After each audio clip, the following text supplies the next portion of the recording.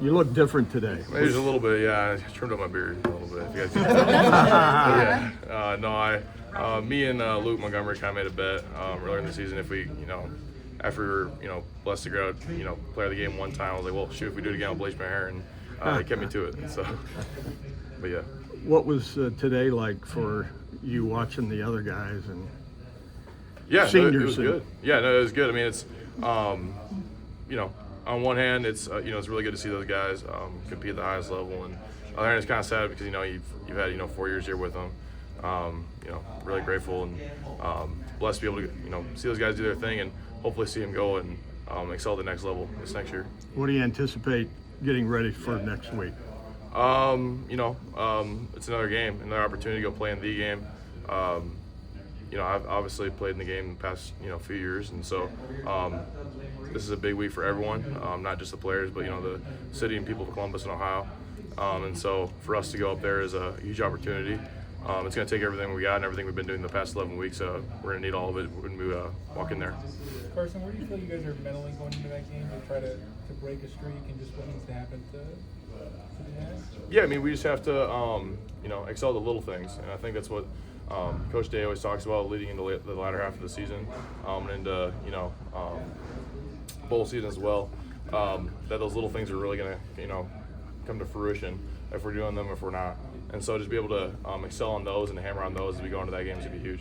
Coach Day talked about the way you guys have understood that the goal is to win the game next week, to win the Big Ten title, but haven't thought about it too much, each week leading up to this. Why do you think this team's kind of been able to keep that in the back of the mind, but not let it be something you think about, throughout the season?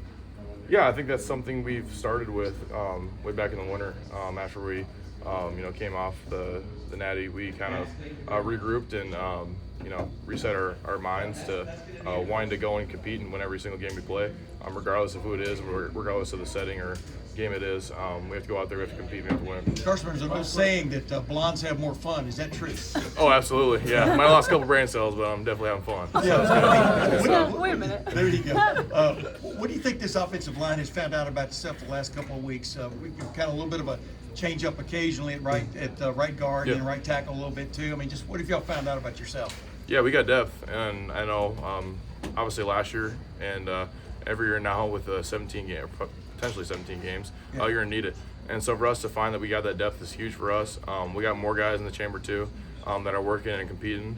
And Seth McLaughlin said it really well last year. Like at this point in the season, like everyone's a starter, so everyone has to compete and train like it. So for those guys to go out there and put on the field that they can do that is huge. What did you get out of last year's game against Michigan that will carry over into this one? Lessons learned, etc. What did you learn most of all from that? Gotta win. Gotta win. Carson, so much of what you've done since then seems to stem from that post-game meeting that you had with the team and Coach Day. What did you take from that? What changed in that moment? Just 3 inches to your left, thanks. Yeah, I mean, I think something just came out. It's called The Redemption, the movie with G. Scott and Trey and all those guys. Some of the big faith leaders on our team. I think that probably explains it the best.